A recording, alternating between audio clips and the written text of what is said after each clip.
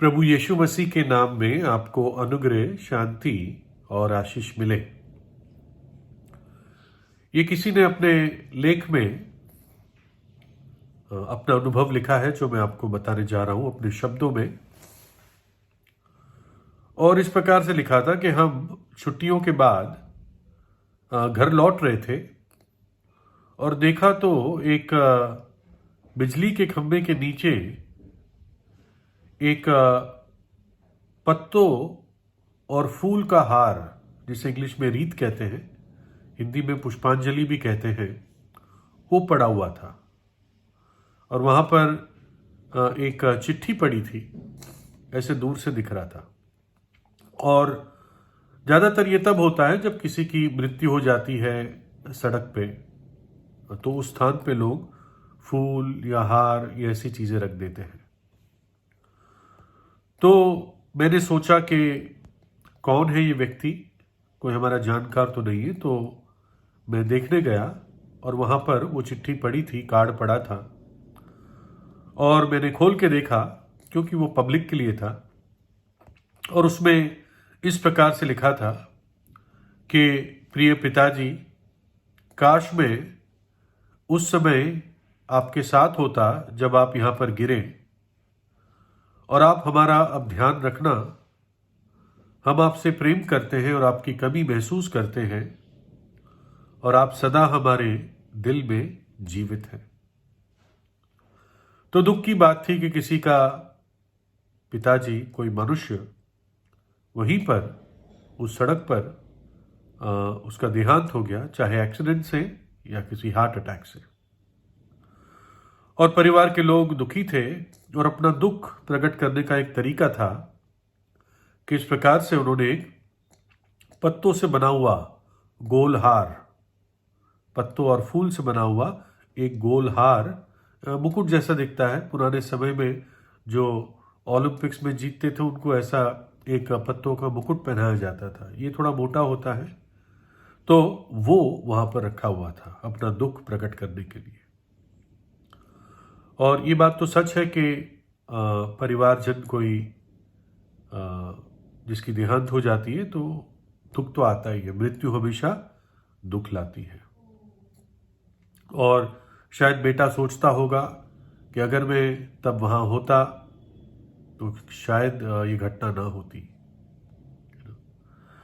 हमारे देश में जब कोई मर जाता है तो उसकी फोटो फ्रेम पे हार पहना देते हैं।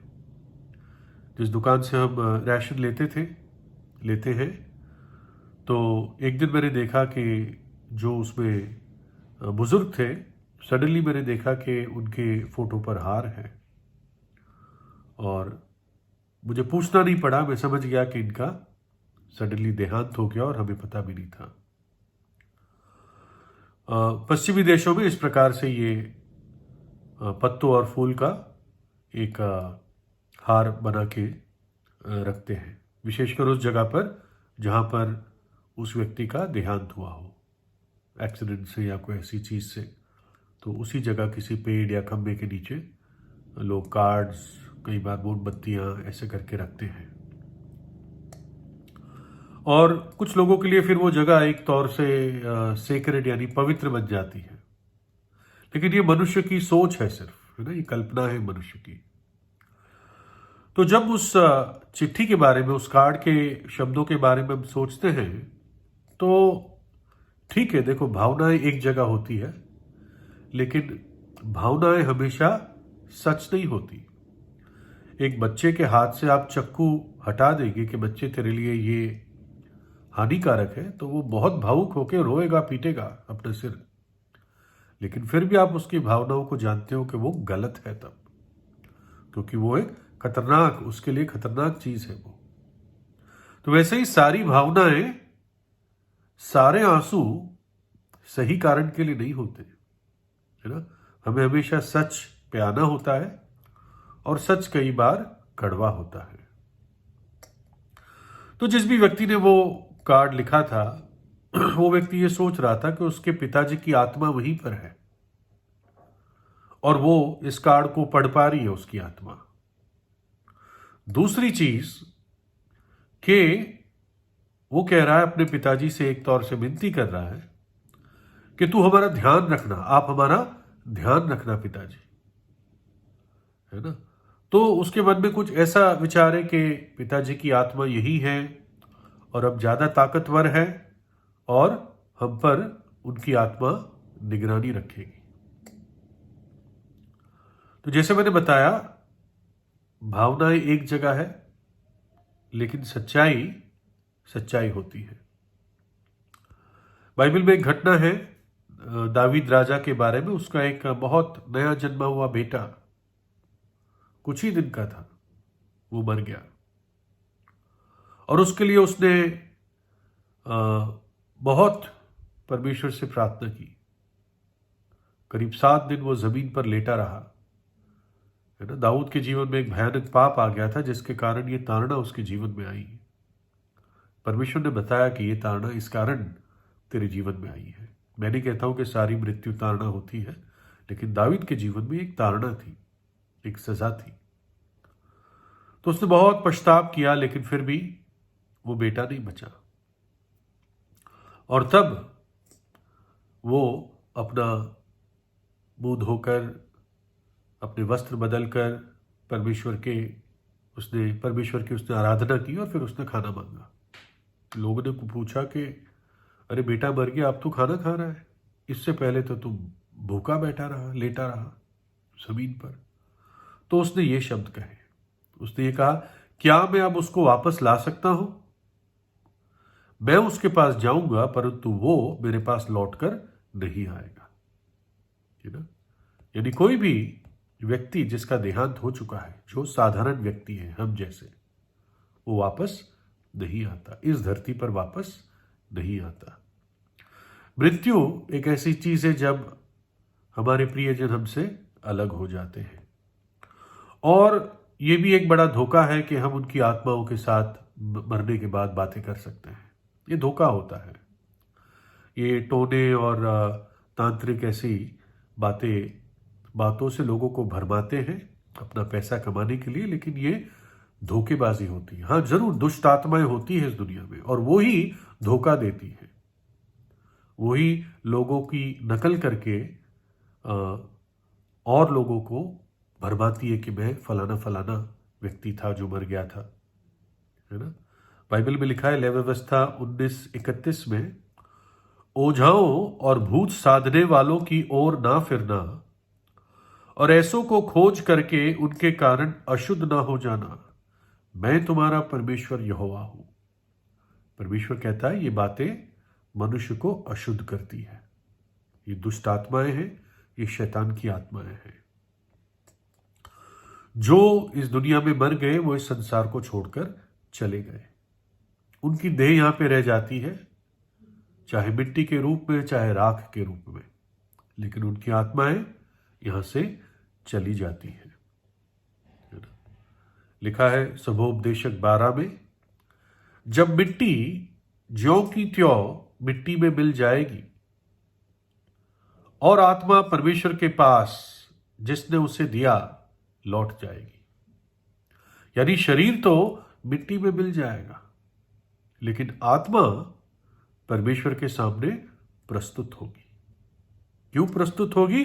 क्योंकि वो आत्मा एक में से 2 स्थानों में जाएगी, उसका न्याय होगा, है ना। एक स्थान है जो अनंत आशीष और आनंद और पवित्रता का स्थान है, और दूसरा स्थान अनंत पीड़ा का है।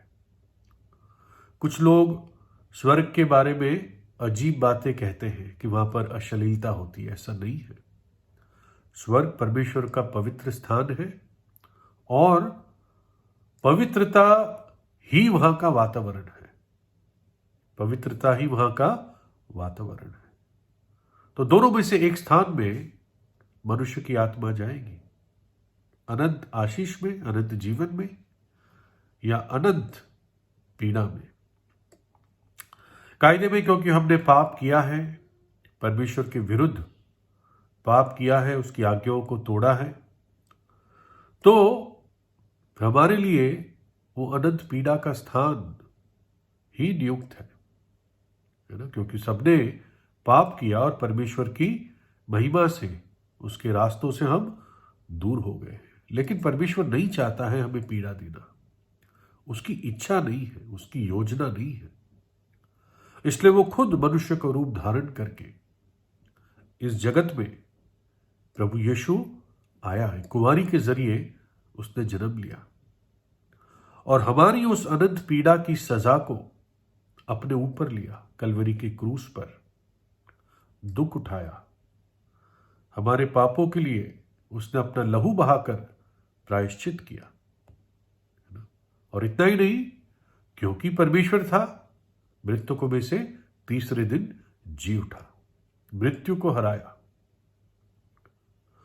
और आज अब परमेश्वर हमें क्षमा कर सकता है, क्योंकि उसके पुत्र ने वो दुख सह लिया। जब हम अपने पापों को साधारण रीति से उसके सामने मान लेते हैं, बता देते हैं, पश्चाताप करते हैं सच्चे हृदय से, तो परमेश्वर क्षमा करता है। क्यों? क्योंकि आपकी पीड़ा को, आपकी सजा को, आपके दंड को, आपके श्राप को प्रभु यीशु ने अपने ऊपर ले लिया। और फिर आपको चिंता की जरूरत नहीं है। आंख यहां बंद होगी तो उसकी अनंत आनंद की उपस्थिति में आपकी आंख खुलेगी, है ना? अगर आपका कोई प्रियजन जिसके पाप क्षमा हुए हैं, जिनसे प्रभु यीशु को अपनाया है, वो उसका देहांत हुआ है, तो आप उसको मिलेंगे, है ना? इसलिए बहुत जरूरी है हर एक व्यक्ति को इस बात का निश्चय होना कि मेरे पाप क्षमा हो गए। और क्षमा कैसे होते हैं? प्रभु यीशु के द्वारा, क्योंकि इसी कारण वो इस धरती पर आया कि मनुष्य को पापों की क्षमा मिले। बिना पापों की क्षमा हम मरेंगे तो हमारा अंत, आपका अंत उस अनंत पीड़ा के स्थान में, नरक में होगा। कल का किसी को नहीं मालूम है।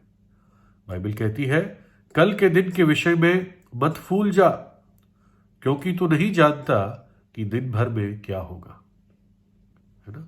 कल के बारे में घमंड मत कर, क्योंकि तू नहीं जानता कि आज के दिन में ही क्या हो जाएगा।